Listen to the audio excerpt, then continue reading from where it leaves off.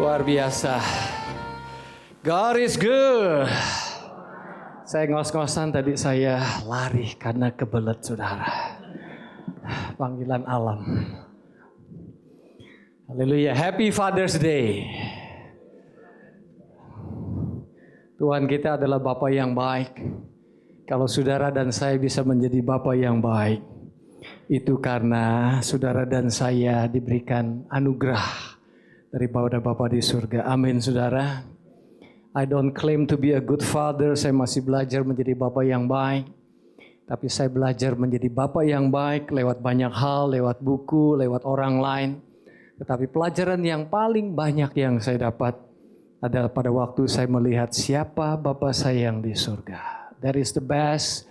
Buku ditulis masih ada campur, nah, ada positif, ada negatifnya. Tapi kalau kita belajar dari Bapa di surga, itu pasti luar biasa. Amin. Saya lihat ada Pak Darmadi sama Ibu Sandra sudah balik dari Amerika dalam rangka graduation anaknya. Welcome home.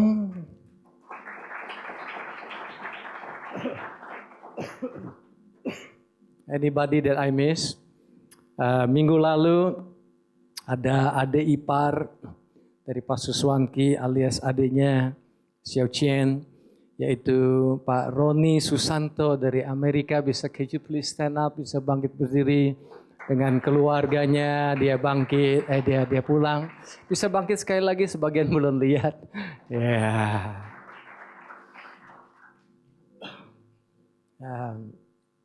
Siapa lagi ya? Haleluya. Pak Suyung Chien sama Ibu Neri masih ada di Amerika. Anaknya dua-duanya graduate. Salah satu atau dua-duanya saya ingat. Kalau saya nggak salah ingat, sekolahnya bagus sekali sehingga dapat cum laude. Wah. Sekolah bagi saya itu satu pergumulan yang besar, saudara. Saya bersyukur masih bisa lulus. Saya nggak dapat cum laude, lulus saja sudah puji Tuhan. Tapi anak-anak sekarang kok pinter-pinter ya. Mungkin karena makan keju sama dulu zaman saya masih makan singkong di tangan kananmu. Apalagi di tangan kiri. Tapi sekarang anak-anak sekarang luar biasa. Oh, God is good. Amin, saudara. Hari ini adalah hari Father's Day. Saya akan cerita tentang fathers, apa peranan seorang ayah. Saya juga ingin bagikan pengalaman saya sebagai seorang ayah. I'm not a perfect example. Saya bukan sebagai sosok pribadi yang sempurna. Tapi apa yang baik dari saya bersama dengan istri saya ingin bagikan kepada saudara. Yang baik saudara ambil, yang kurang baik dibuang saja saudara ya. Dan hari ini atas nama seluruh penatua leaders dari Jemaat Jakarta City Blessing, I want to give appreciation yang tinggi buat saudara, para bapak-bapak. Kalau ada di sini para bapak-bapak, could you please stand up, bisa bangkit berdiri. Kita semua ingin memberikan apresiasi yang luar biasa. Kita berikan tepuk tangan untuk para bapak-bapak.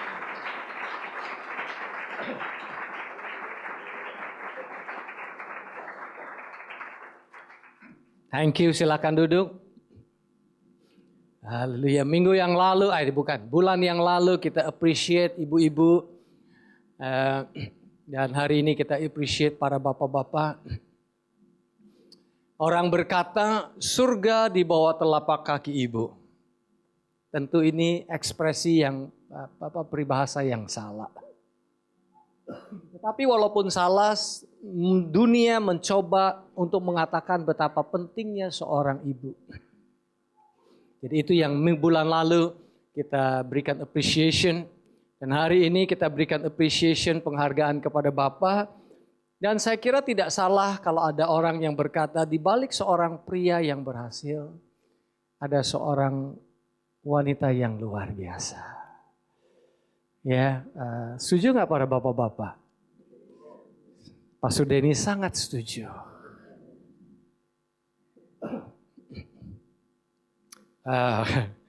Dan seorang menjadi seorang bapak adalah sebuah role, sebuah privilege, sebuah kesempatan istimewa yang Tuhan berikan. Sebuah hadiah yang Tuhan berikan dari surga yang luar biasa. Dan saya pribadi saudara, I love. Saya tidak bilang I like, tapi I love. Saya menikmati, saya bersuka cita, saya mencintai menjadi seorang ayah. Bukan berarti saya expert saudara, bukan berarti saya jago, tapi saya merasakan hati Bapak di dalam menjadi Bapak buat istri saya, buat anak-anak saya. So I love, I enjoy, saya menikmati sebuah tanggung jawab, sebuah privilege yang Tuhan berikan kepada saya. Ada kalanya saya perhatikan waktu Nancy mau ke ATM jam 9 malam, biasanya dulu saya bilang, nggak usah, kamu aja jalan sendiri nggak apa-apa. Toh ada mobil dekat di lingkungan rumah sendiri. Tidak usah keluar kompleks. Jadi aman kan saudara ya. Kalau tidak salah ya daerah yang paling aman di Jakarta itu di daerah Taman Permata Buana saudara. Tapi kemudian anak saya mengajarin saya menjadi seorang bapak yang baik. Mami aku temenin kamu deh. Aku temenin Mami. Waktu Josh mau temenin istri saya, Angel mau temenin. Wow, Tuhan membuat saya menjadi bapak yang lebih baik. Tidak hanya lewat istri, tidak hanya lewat buku, tapi juga lewat anak-anak. Jadi waktu saya mendengar bahwa Josh mau nemenin, langsung saya bilang, aku yang temenin. Ya, aku langsung pakai baju Superman, bangkit dari tempat tidur, I am the father. Kemudian saya menemenin Nancy. Ya, seperti saya bilang tadi, I am not a good father. I am not a perfect father. Saya bukan seorang bapak yang sempurna, tapi saya belajar dari Tuhan yang mau belajar. Saya belajar dari orang lain, termasuk belajar dari anak-anak saya. Nancy adalah ibu yang pandai memasak. Ada berbagai masakan.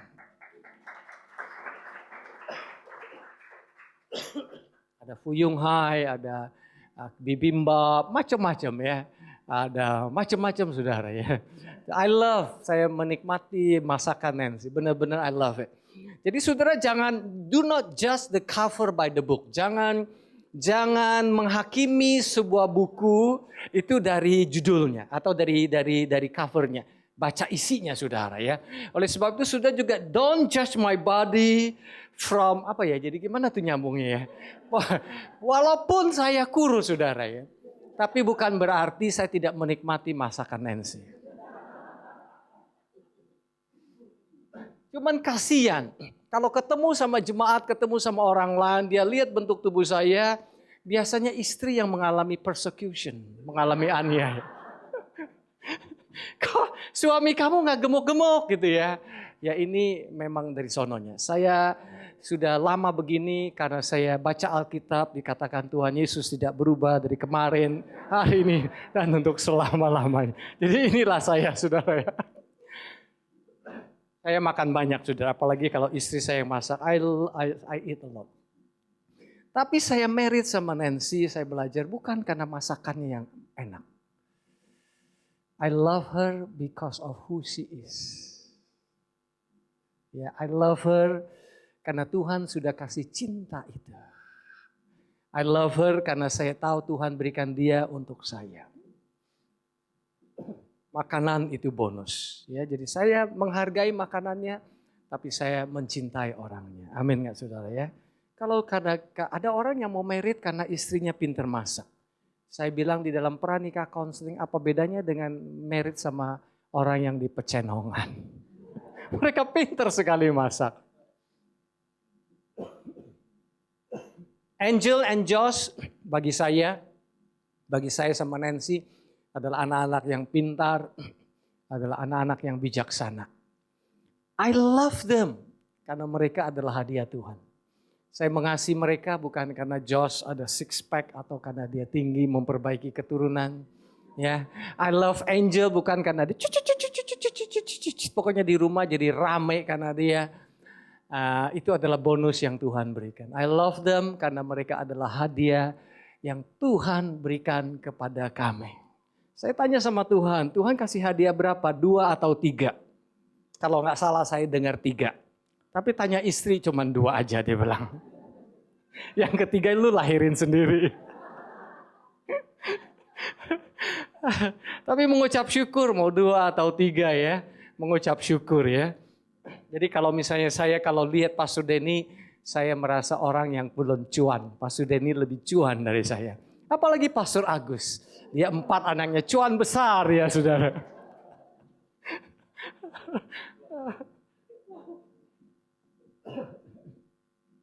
Saya tidak diperlengkapi dengan cukup untuk menjadi seorang bapak yang baik. Jangan salah mengerti, orang tua saya mengasihi kami. Papa mama saya mengasihi saya. Tapi mungkin karena pendidikan, mungkin karena latar belakang, mungkin karena orang tua zaman dahulu. Tidak, mungkin juga anaknya banyak, mungkin harus mikirin banyak hal. Jadi tidak punya kesempatan yang banyak untuk mengajar saya. Jadi saya tidak atau kurang diperlengkapi. I don't blame them. Saya tidak menyalahkan mereka ya karena satu dan lain hal. Saya percaya mereka sudah melakukan yang terbaik. Jadi saya banyak belajar sambil melakukannya. I learn it by doing, saudara. Dan satu orang yang banyak play role dalam hidup saya adalah Nancy. Dia membantu saya menjadi seorang bapak yang baik. Di dalam mendidik anak-anak karena orang tua saya pakai pukul. Papa saya khususnya, seingat saya mama saya tidak pernah pukul. Papa saya pengen pukul. Kadang dia mukul saya, itu juga sebagian karena nakalnya saya suka main basket. Kacamata ya, jadi saya suka basket dan beberapa kali pecah. Dan zaman dahulu itu ya cukup mahal ya kacamata dan saya beberapa kali pecah. Satu hari saya pulang, papa saya lihat pecah kacamata saya untuk kesekian kalinya, jadi dia pukul saya dulu. Setelah itu baru saya bilang, Pak ini kacamata pecah karena si A itu Pak, bukan karena saya. Tapi sudah terlambat. Ya dia nggak nanya dulu, baru kemudian dia pukul dulu, baru kemudian bertanya. Mungkin karena emosi dan lain sebagainya. Tapi mama saya luar biasa, saya sudah pernah cerita. Mama saya lihat saya terluka, setelah selesai makan, dia masuk ke kamar saya, dia ketuk kamar, dia masuk ke kamar saya, dan kemudian dia ambil salep, dan kemudian dia olesi bagian tubuh saya yang sakit. Dan dia tidak pernah nanya saya gara-gara apa kacamata saya pecah. Pokoknya she just love me. Dia mengasihi saya, dia mengobati saya. Baru kemudian tanpa dia bertanya lebih lanjut, biasanya saya sudah nangis duluan dan saya sudah cerita apa yang terjadi. Itu perbedaan papa saya dan mama saya. Karena saya didik dengan pukul, jadi tanpa terasa saya juga mukul anak. Waktu awal-awal di zamannya mereka. Saya mengucap syukur bahwa Angel sama Josh mungkin sudah nggak ingat lagi. Josh, do you still remember that Daddy hit you? You still remember that? I'm sorry. Nah, have you forgiven Daddy? Thank you. Jadi dia sudah mengampuni saya. Puji Tuhan. Dalam mendidik anak-anak, saya nggak mengerti tentang nilai komunikasi. Saya lebih memilih tongkat didikan yang ditulis di Amsal yang tidak salah, tapi saya memakai tongkat didikan. Nanti saya terangkan lebih lanjut. Tapi Nancy mengajarkan nilai komunikasi. Dia bilang, Kong, papa saya tuh nggak pernah pukul saya. Kaget saya. Masih ada seorang papa yang tidak pukul anaknya. Wow. Waktu dia cerita sama saya, tidak harus pukul kan, Kong. Bisa diajak ngobrol, bisa diajak diskusi. Dari situlah saya mulai belajar the value of communication, nilai komunikasi. Sehingga waktu saya baca ayat ini, sekarang saya baca dengan cara yang berbeda. Amsal 22 ayat 6 berkata, bantu saya membaca 321. Didiklah orang muda menurut jalan yang patut baginya, maka pada masa tuanya pun ia tidak akan menyimpang daripada jalan itu. Bagaimana guru saudara mendidik saudara? Pasti ada bukunya. Pasti ada presentasinya. Berarti ada communication part-nya. Ini yang dulunya saya tidak mengerti, yang sekarang saya tambah mengerti. Setelah Nancy kasih tahu saya, Kong kalau didik anak itu nggak harus pukul. Tidak juga pakai harus intonasi suara yang tinggi, ajak ngobrol aja. Di situ saya belajar, benar juga ya. Kalau kita mendidik orang itu pasti ada communication process. Pasti ada bertanya, kenapa kamu berpikir begini? Kenapa kamu cara berpikirnya seperti ini? Apa yang mendasari kamu berpikir seperti itu? Jadi saya owe it much to Nancy yang mengajar saya untuk nilai-nilai komunikasi. Tapi sayang sekali sekarang di keluarga jarang komunikasi. Saya pikir-pikir teknologi semakin canggih, bukannya kita semakin canggih di dalam berkomunikasi, tapi kita semakin canggih berkomunikasi lewat handphone, saudara ya. Jadi si anak SMS kepada anaknya, anaknya SMS lagi kepada mamanya, mamanya kemudian BB kepada anaknya yang cowok lagi. Dan akhirnya saudara, saking hebatnya teknologi sehingga dunia binatang pun belajar dari dunia manusia. Sampai si anjing itu juga belajar main iPad, saudara. Keluarga seperti ini rasanya ada sesuatu yang missing. Karena keluarga itu adalah yang communion yang tadi diajarkan oleh Pastor Agus Sumandar tadi. Ada fellowship, ada curhat, ada ngobrol. Saya sama Nancy ngobrol, suka ngobrol. Dia suka cerita. Saya suka mendengar, saya juga cerita. Saya sama Angel, sama George juga pengen cerita. Dan saya kaget sama Nancy itu kalau dia cerita sama orang, misalnya dia telepon anak itu ya. Dia teleponnya nggak 5-10 menit, dia bisa telepon setengah jam, bisa telepon 1 jam. Dulu saya pikir ngomong apa sih gitu ya. Dulu saya nggak terbiasa, tapi saya belajar. Memang di balik seorang pria yang perkasa, ada seorang ibu yang luar biasa. Jadi saya belajar, sehingga mulai sekarang, atau sejak berapa tahun yang lalu, kalau saya ngobrol sama orang, sama anak, saya bisa ngobrol lebih lama lagi. Ini pengalaman hidup saya, saudara. Satu hari saya lihat satu orang teman, saya pergi sama dia, kita pergi mengunjungi satu orang. Kita ngobrol, orang ini tidak terlalu reseptif, tidak terlalu menerima kami berdua. Terima, tapi ya tidak terlalu terima. Saya bisa melihat dari body language-nya. Kemudian teman saya ini habis ngobrol-ngobrol, basa-basi, kemudian teman ini bilang, Pak, boleh nggak saya kasih sesuatu untuk Bapak? Oh iya, silakan.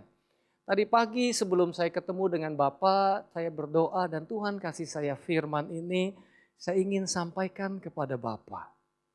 Waktu firman itu disampaikan, saya lihat raut muka orang itu berubah. Saya lihat mata orang itu mulai merah dan hampir saja dia menangis. Alkitab berkata, give hadiah yang Tuhan berikan kepada kita dan kita serahkan, sampaikan kepada orang lain, itu adalah pintu masuk yang luar biasa. Dan saya punya kebiasaan setelah saya itu, saya berdoa setiap kali atau banyak kali sebelum saya ketemu orang lain, saya belajar, saya bawa dalam doa dulu. Tuhan, nanti kalau saya ketemu sama dia, what shall I do? What shall I speak? What shall I say? Apa yang saya perlu lakukan? Bagaimana caranya saya melakukannya? Itu menjadi bahagian dari kehidupan saya setelah saya melihat pengalaman teman saya ini. Dari pengalaman teman saya ini saya belajar, that God communicate. Berarti Tuhan itu seneng ngomong sama orang lain. Tuhan tuh seneng ngobrol sama kita. Jadi rupanya setiap hari Tuhan ingin ngobrol sama saudara. Berarti di situ saya belajar bahwa communication itu memang dari Tuhan asalnya, saudara. Jadi sekarang karena saya sadar itu dari Tuhan, saya sadar bahwa Tuhan selalu ingin ngobrol sama saya, walaupun belum tentu saya ingin ngobrol sama Tuhan, jujur saudara ya. Itu merubah paradigma saya, itu merubah attitude saya, itu merubah cara saya berpikir, sehingga saya mulai seneng ngobrol sama Angel, mulai seneng ngobrol sama Josh dan juga sama istri saya. Jadi di dalam pendidikan itu adalah nilai communication, dan nilai communication itu memang nilainya dari surga. Karena Tuhan ingin ngobrol sama saudara. Dan tidak hanya Tuhan ingin ngobrol sama saudara, Tuhan ini ingin ngobrol sama saudara supaya saudara bisa sampaikan obrolan Tuhan dengan saudara kepada orang lain. That means God is a God of communication. Dia senang ngobrol sama kita, berarti saya belajar ya. Oh, Tuhan senang ngobrol sama saya, dan disitulah saya mulai pakai waktu untuk ngobrol sama Nancy dan ngobrol sama anak-anak saya. Saya mulai tanya, how is your day today? Bagaimana dengan kerjaan kamu? Bagaimana dengan sekolah kamu? Dan itu saya belajar dari Tuhan, saudara. Saya belajar dari Tuhan Yesus di ayat ini. Tuhan bilang itu, hidup dia adalah hidup komunikasi. Dia setiap hari itu komunikasi sama Bapaknya di surga. Dia tidak pingin hidup tanpa komunikasi dengan Tuhan. Ya, dia bilang, aku tidak dapat berbuat apa-apa dari diriku sendiri. Aku menghakimi sesuai dengan apa yang aku dengar. Nah, pertanyaannya, Tuhan Yesus dengar dari siapa? Berarti Tuhan Yesus dengar dari Bapaknya di surga. In other words, tidak hanya Bapa di surga senang ngobrol sama Tuhan Yesus, Tuhan Yesus juga senang ngobrol sama Bapa di surga. Waktu saya baca ayat ini, saya sadar bahwa a successful life is a life of communication. Hidup yang berhasil itu adalah hidup yang penuh dengan komunikasi. Tidak saya bilang hidup yang harus dengan bahasa Sangsekerta atau bahasa puitis ya. Saya tidak bilang begitu ya. Tapi intinya adalah kita perlu komunikasi.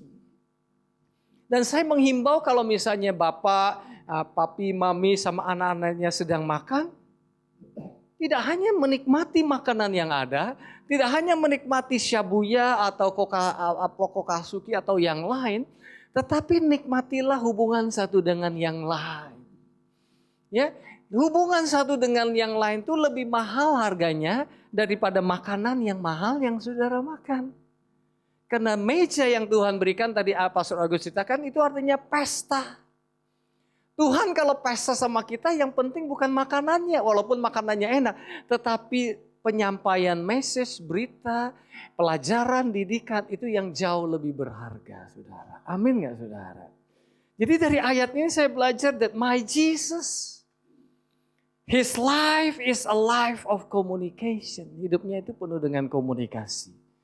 Oleh sebab itu saya belajar sekarang untuk ngobrol sama anak saya berdasarkan reasoning.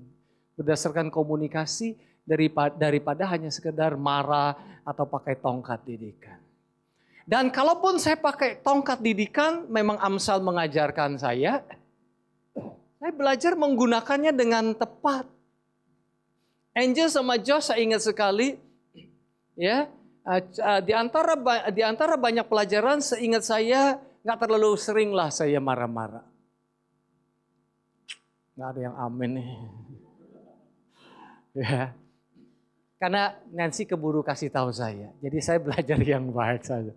Jadi saya ingat sama Angel sama Josh, kalau saya pukul saudara, bagian yang Tuhan sudah ciptakan saudara. Ada yang saudara tahu bagian pukul itu di mana? Bukan di tangan, bukan di kaki, adalah bagian pantat. Saya belajar tidak memukul Angel atau Josh dengan mengatakan bodoh kamu. Tidak. Seingat saya tidak pernah bilang sama Angel sama Josh kamu bodoh. Did you remember? Was there any time that they said foolish to you now? Gak pernah ya? Yeah, itu buktinya sudah. Tepuk tangannya kok separuh hati. Saya selalu bilang, Josh, ada kebodohan. Bukan anaknya yang bodoh, ada kebodohan nempel di pantat kamu. Yuk kita usir. Nah, saya belajar, bukan hanya Daddy yang usir. Yuk sama-sama kita usir. Dalam nama Tuhan Yesus Kristus. Saya langsung ambil tongkat didikan. Cuman begitu saudara, jadi gak kenceng-kenceng. Itu yang saya lakukan. Wih, Pastor Kong hebat sekali ya. Gak pernah emosi. Jujur, pernah. Satu hari saya pukul, saya lupa siapa yang saya pukul. Prok. Tapi pantatnya. Merah pantatnya. Anak udah tidur, saya buka celananya. Saya obatin dengan salep, saudara. Nancy ngomel. Percuma anaknya udah bobo, gak tahu apa yang terjadi.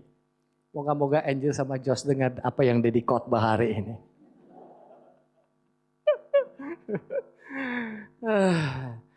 Firman Tuhan berkata, bapak-bapak, janganlah membangkitkan amarah anak-anakmu supaya mereka jangan menjadi, bantu saya membaca. Di situ dikatakan kalau kita disiplin itu bisa dengan love. Kita bisa disiplin dengan anger, dengan emosi. pada waktu kita mendisiplinkan, ingat disiplin itu tidak salah, itu bagian dari firman Tuhan. Yang salahnya, yang kurangnya adalah kalau kita pakai emosi. Dan kalau kita sudah pakai emosi, didikan itu bisa menjadi arti yang berbeda. Anak yang diberikan didikan dengan emosi kita, yang diingat oleh anak itu bukan didikannya tapi emosinya. Itu yang biasa membuat luka hati. Habis ngomong ini saya ingat sekali apa yang Pak Sucing pernah ngomong beberapa tahun yang lalu, masih ingat Tuhan Yesus masuk ke bait Allah. Di situ ada jual beli di bait Allah dan Tuhan Yesus marah, Tuhan Yesus menjungkir balikan semua barang yang ada di situ. Dan Pak Sucing ngomong waktu itu saya ingat betul, waktu Tuhan Yesus keluar dari bait Allah, murid-muridnya itu dicatat, ditulis bahwa murid-muridnya melihat bahwa Yesus itu penuh dengan kasih. The love of God consume him. Tidak disebut the anger of God consume him, but the love of God, kasih Allah itu menghanguskan dia. Berarti Tuhan Yesus itu mendidik, bukan dengan anger, saudara. Bukan dengan marah, tapi dengan kasih. Karena buktinya murid-muridnya tidak melihat Tuhan Yesusnya penuh dengan amarah.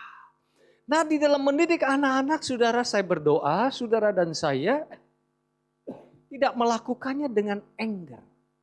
Kalau melakukannya dengan marah, dengan emosi, nanti anak-anaknya itu lupa kepada didikannya, yang dia ingat adalah emosi saudara dan emosi saya. Pertanyaannya, mengapa saudara perlu emosi?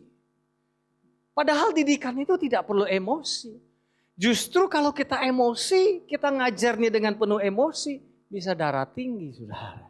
Gak baik juga kan ya, saudara ya. Jadi sehingga kalau kita emosi itu sebenarnya kitanya yang luka. Kita kesel karena anak kita tidak dengerin kita. Jadi kitanya yang kesel, saudara. Kita tanpa kita sadari kita ingin anak kita tuh seperti kita. Tapi kita lupa waktu kita lakukannya dengan emosi, nanti anak kita itu mengajarin anaknya lagi mangkisi mangkidu. Saya nggak bilang saudara mangki ya saudara. Saya hanya memakai sebuah peribahasa. Kalau itu yang dia lihat, itu juga yang dia akan lakukan. Tapi saya mau kasih catatan buat anak-anak nih ya. Jangan mentang-mentang dengan ayat tadi yang bilang, no, jadi kalau marah-marah sama saya nggak boleh terlalu marah misalnya ya. Saya ingin ingatkan kepada anak-anak di situ, sebelum Paulus mengatakan di Kolose ayat 21, P321, Paulus ngomong dulu ayat 20, bantu saya membaca, anak-anak, taatilah orang tuamu di dalam sebab. Jadi anak-anak jangan lupa, regardless papi mami kamu itu emosi atau tidak, kalian tidak punya justification untuk tidak mentaati orang tua saudara. Sama dengan bos saudara, kalau saudara kerja di kantor, bos kita itu tidak seluruhnya baik hati. Bos kita tidak selalu cool. Tapi dia cool atau tidak, tetap kita datang bekerja menyelesaikan tugas kita. Presiden kita, gubernur kita belum tentu selalu cool saudara. Tetapi regardless terlepas mereka itu baik, cool atau tidak, sebagai citizen, sebagai warga negara yang baik, kita tetap taat kepada perintah-perintah yang keluar. Amin nggak saudara? Ya. Dan ini 2 kali diulangin oleh Rasul Paulus di kitab Kolose maupun Efesus. Anak-anak, taatilah orang tuamu di dalam Tuhan. Jadi dikatakan waktu kita taat sama orang tua itu, kita taatnya di dalam Tuhan. Ya. Hormatilah bapak dan ibumu, 3:21. Inilah hukum yang pertama dengan sebuah janji. Janji supaya kamu menjadi baik dan engkau boleh hidup lama di atas muka bumi. Ini janji yang luar biasa. Dan engkau bapak-bapak selanjutnya tadi yang saya sebutkan saudara. Jadi penting bagi anak-anak untuk menghormati orang tua terlepas apakah orang tua saudara sempurna atau tidak sempurna. Ini tadi saya sudah cerita ya. Saya emosi pukul anak-anak. Tapi saya menyesalinya. Dan waktu saya menyesalinya, saya mengucap syukur Tuhan pasti Tuhan kasih hati yang humble enough untuk saya minta maaf sama Angel sama Josh. Angel, tadi Dedi pukul kamu. Maaf ya, Dedi pukulnya tuh gak salah. Karena memang ada kebodohan. But I did it emotionally. Saya lakukan, cara saya melakukannya yang salah. Untuk itu Josh, Dedi minta ampun. Forgive Dedi for being harsh. Itu yang pengalaman hidup saya. Ya. Tetapi sekarang saya diperlengkapi dengan lebih baik. Lagi pula anak-anak juga udah gede. Anak udah gede udah gak bisa pukul lagi. Kalau sekarang saya pukul Josh itu bahaya. Karena saya yang akan menjadi korban. Dia lebih tinggi, badannya lebih besar. Saya punya ilmu yang lebih bagus. Oleh sebab itu saya ingin bagikan kepada saudara. Ya. Beberapa fakta yang saya research dari kedokteran, ya, beberapa fakta untuk saudara. Kita baca sama-sama yuk, bagus sekali. Seorang bapak yang menghabiskan waktu dengan anak-anaknya akan memperbaiki atau meningkatkan perilaku anak itu, harga diri anak itu, kestabilan emosi anak itu, kesehatan mental anak-anak kita. Hanya dengan tindakan sederhana, bertanya pertanyaan, udah makan belum? Tadi makan sama siapa? Gimana PR-nya bisa? How is your day today? Gimana hari ini? Bagaimana sekolah kamu? Atau sebuah pujian? Menurut kedokteran, hal tersebut berdampak besar kepada mereka. Berdampak besar. Itu luar biasa. Ini menurut versi kedokteran. Bantu saya membaca lagi 321. Hubungan seorang bapak dengan anak perempuannya sangatlah penting. Kenapa? Karena ayah adalah lelaki pertama yang anak perempuannya kenal di dalam hidupnya. Nanti dia akan merupakan standar atau pedoman ketika anak perempuan saudara mencari lelaki pasangan hidupnya. Ini a word untuk bapak-bapak. Ambil waktu ngobrol sama anak perempuan saudara. Kalau mereka ada pertanyaan, walaupun pertanyaan yang sulit, coba duduk, jangan menghindar. Kalau keluarga makan dan ada pertanyaan, jangan menghindar. Jangan berpikir saudara hanya cukup memberikan makanan dan minuman dan duit dan lain sebagainya. Coba duduk sama-sama anak perempuan saudara dan juga anak laki-laki, spend time sama mereka. Karena seperti makanan untuk tubuh kita, demikian juga perkataan kita itu bagi jiwa mereka. Sadar gak saudara, dengan saudara berkomunikasi dengan anak saudara, saudara sedang memberikan makanan yang lebih mahal daripada capcay dan fuyung hai. Lebih berharga daripada uang deposito yang saudara berikan kepada dia. Saya berdoa, bapak-bapak ambil waktu ngobrol sama anak saudara. Walaupun mereka sudah gede, walaupun IQ mereka lebih pintar, sit down, takes time, ngobrol sama mereka. Dengan saudara ngobrol hanya sekedar bertanya, sadar gak saudara? Nanti waktu mereka punya suami, punya pasangan, mereka mengharapkan komunikasi seperti itu. Bukankah keluarga menjadi indah saudara? Bapak-bapak berkata, amin. Tapi kalau saudara dan saya tidak menjadi standar dan pedomannya, seumur hidup mereka tidak punya pedoman. Karena mereka tidak punya sesuatu pola yang pernah mereka lihat di dalam hidup mereka. Dan ini ada kabar baik buat saudara yang single mom. Tuhan itu memang luar biasa. Dia tidak ingin condemn saudara. Dia tidak ingin exclude saudara. Dimanapun saudara berada di zaman apapun, dia selalu bisa menolong saudara. Seorang sosok bapak ini tidak harus bapak kandung. Untuk anak-anak mendapatkan keuntungan. Dia bisa bapak angkat, dia bisa bapak tiri, atau seseorang orang dewasa di dalam rumah tangga. Jadi ini kabar baik. Kabar baik buat single mom, saudara. Ada satu hari, ini cerita benar saudara. Di elementary school, gurunya minta anak-anak membuat essay demi essay. Dan pada hari H si bapak-bapak disuruh datang. Bapak-bapak datanglah. Ada yang banker, ada yang bank presiden, ada yang pekerja biasa, ada salesman dan lain sebagainya. Dan kemudian anak-anak itu disuruh baca essay tersebut. Ini komentar dari anak-anak. Oh, saya senang sama daddy saya. Dia bantu saya build my dollhouse, bantu saya ngerjain ini. Dia ajak saya pergi jalan-jalan, dia ngajarin saya menembak, dia bantu saya di sekolah saya, dia bawa saya ke taman, dan lain sebagainya.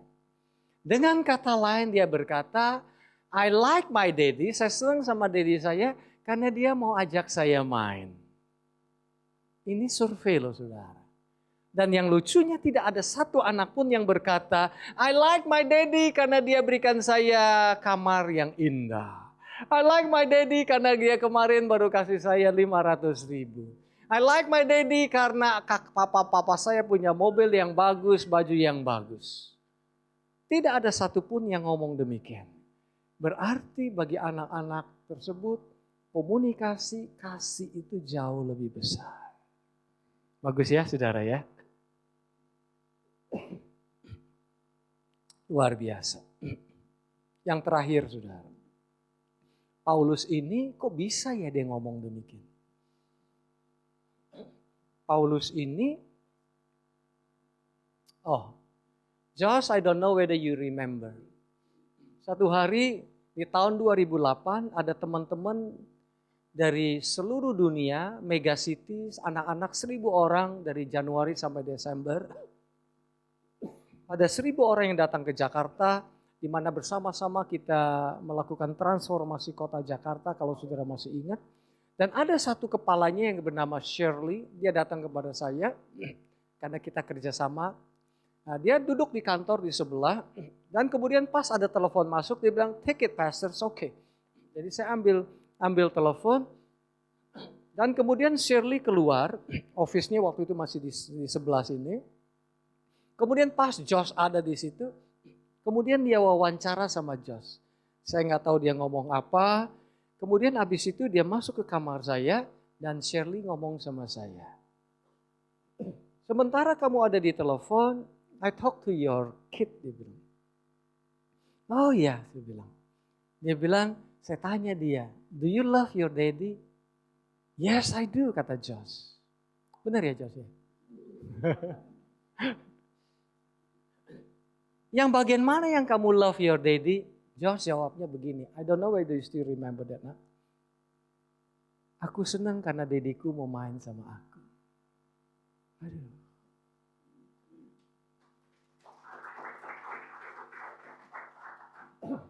Sayang dia gak bilang, aku senang karena dediku ganteng.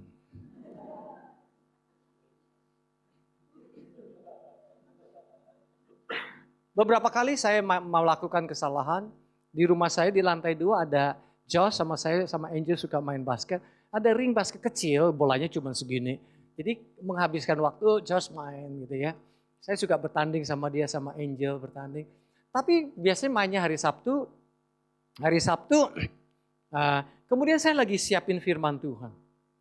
Josh lagi main, Josh ajak saya main. Saya bilang enggak. Jadi lagi siapin firman Tuhan.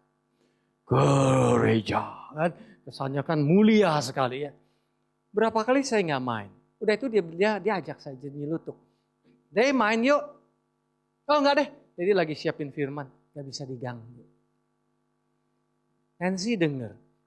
Nancy ngomong sama saya. Kong, Josh lagi mau ajak main. Ayo. Siapin firman Tuhan nanti bisa nanti aja. Sekarang main dulu. Artinya apa? Bukan saya tidak memprioritaskan firman Tuhan.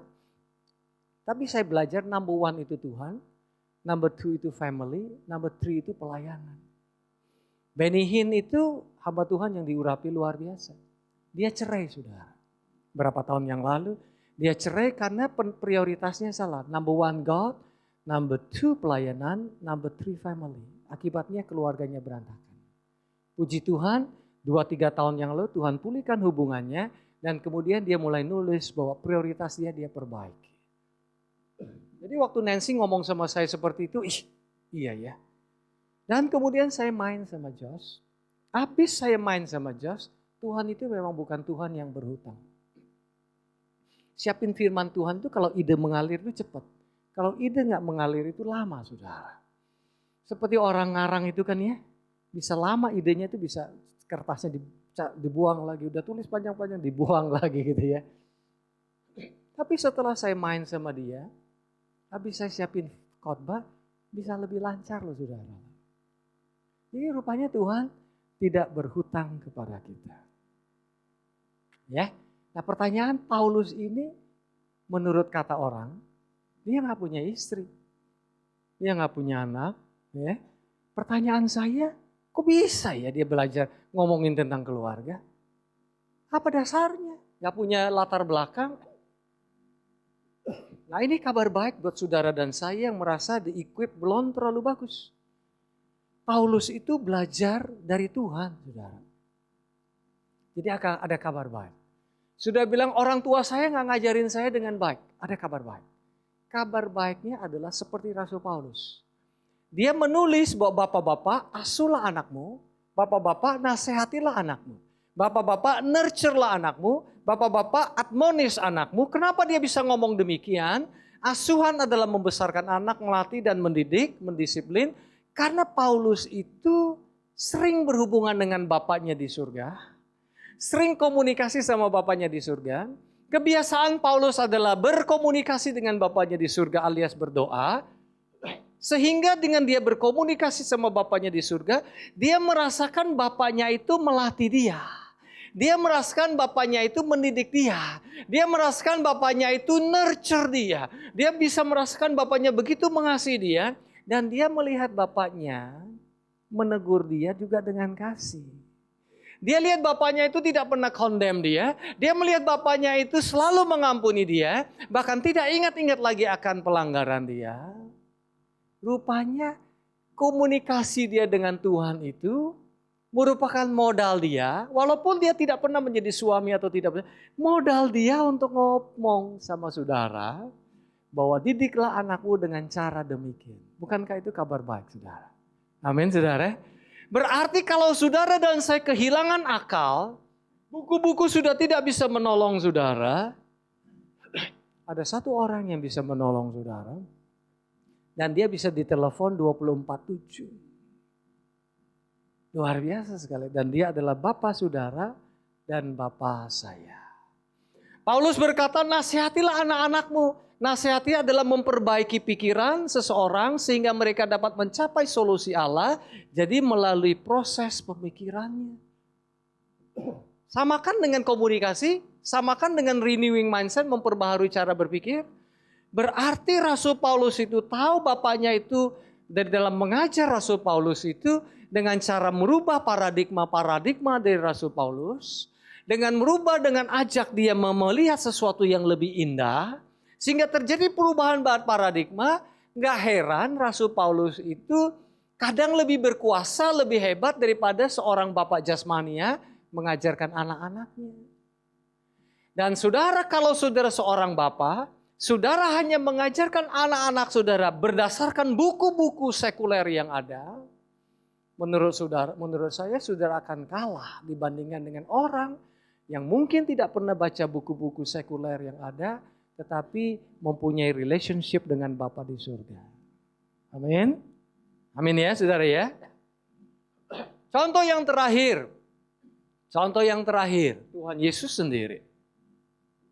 Apakah Tuhan Yesus punya istri, saudara? Tidak. Apakah Tuhan Yesus punya anak, saudara? Tidak. Apa kredibilitas daripada Tuhan Yesus yang tidak punya istri dan tidak punya anak untuk mengajar bapak-bapak? Nggak punya dia. Tetapi rupanya dia punya yang jauh lebih baik. Tuhan Yesus memiliki kehidupan intim dengan Bapanya di surga. Tuhan Yesus berkomunikasi dengan Bapanya di surga. Tuhan Yesus lihat Bapanya itu senang komunikasi dengan dia. Bapanya selalu encourage dia. Selalu berkata, mungkin nak 5 roti 2 ikan, mungkin nak. Orang buta mungkin nak disembuhkan, berjalan di atas air mungkin nak. Bapaknya selalu memberikan informasi, nourishment, admonishment kepada Tuhan Yesus. Sehingga walaupun Tuhan Yesus belum pernah menjadi seorang bapa jasmania, dia bisa mengajar saudara dan saya tentang bagaimana berperan sebagai bapa. Cool saudara? Cool ya? Oleh sebab itu saudara, pandanglah kepada Tuhan Yesus. Lihatlah seperti Tuhan Yesus melihat Bapanya di surga. Dan dia akan menjadikan saudara seorang bapa yang baik. Pandang kepada Yesus, bantu saya membaca sama-sama sambil diresapi. Pandang kepada Yesus. Seperti Yesus selalu memandang Bapanya. Dan Tuhan Yesus akan membuat saudara menjadi seorang bapa yang baik. Musicians, singers, happy Father's Day. Amin. Hari ini saya percaya dan memasuki tahun-tahun yang akan datang, saudara dan saya akan terus menjadi seorang bapa yang baik. Kalau hari ini saudara merasa saya kurang ini, kurang itu, kurang ini dan kurang itu, anjuran saya adalah simple. Saudara punya Bapa di surga. Seperti Tuhan Yesus selalu memandang Bapa di surga, saudara juga bisa memandang Dia. Dan Holy Spirit, Roh Kudus, pasti, katakan pasti, menjadikan aku Bapa yang baik. Dan semakin baik, dan semakin baik. Haleluya. Mari kita bangkit berdiri sejenak.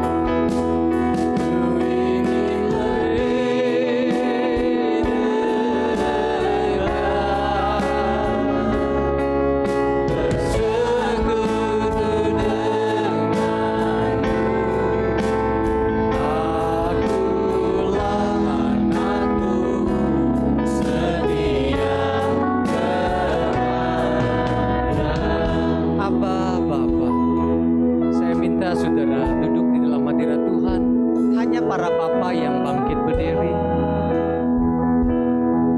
Yang lain boleh duduk. Para bapa-bapa bisa bangkit berdiri.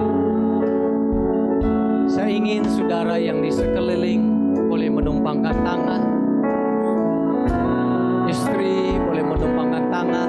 Anak boleh menumpangkan tangan. Satu hal yang saya pelajari waktu Nancy koreksi saya, kalau misalnya koreksinya bilang, tuh kamu gak berubah-berubah seperti itu, biasanya koreksi seperti itu membuat kita tambah down. Tapi kalau misalnya Nancy dengan sabar, dengan berdoa, dengan meminta Tuhan yang merubah hati kita, hasilnya akan lebih baik. Dan saya berdoa, ibu-ibu, bapak-bapak yang berdiri di sini, bapak suami saudara, ayah saudara, ada kurang. Tetapi koreksi kita adalah koreksi yang membangun. Bukan koreksi karena saudara gak puas, karena dia belum seperti ini dan belum seperti ini. Mari kita berdoa untuk para bapak. Sambil para bapak memandang Bapa di surga, Bapa, aku berdoa di dalam nama Yesus, inilah kami ya Tuhan. Engkau appreciate para bapak-bapak dengan apa kami, dengan tanggung jawab, dengan privilege, hak istimewa yang luar biasa. Tuhan, hari ini Tuhan adalah hari Bapa. Roh Kudus pakai kesempatan ini untuk membuat kami semakin mengerti Engkau. Dan Tuhan, Engkau memakai para istri, anak, teman untuk encourage para bapa, untuk encourage kami. Terima kasih Roh Kudus yang manis. Terima kasih Roh Kudus yang manis.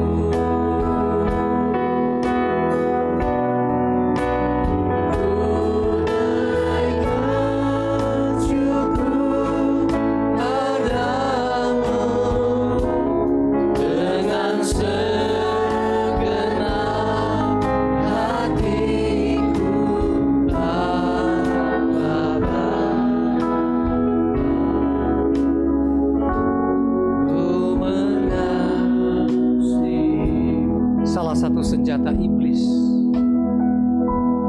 adalah dia berkata, udah kamu gak usah jadi bapak lagi, kamu sudah gagal. Berkali-kali orang nasihati, kamu gak berubah juga. Saya ingin saudara tahu, itu bukan suara Roh Kudus. Dulu kita mungkin pernah salah. You may be the product of your past. Saudara mungkin adalah produk dari masa lalu. But you are not a prisoner of the future. Saudara bukan kurungan masa depan saudara.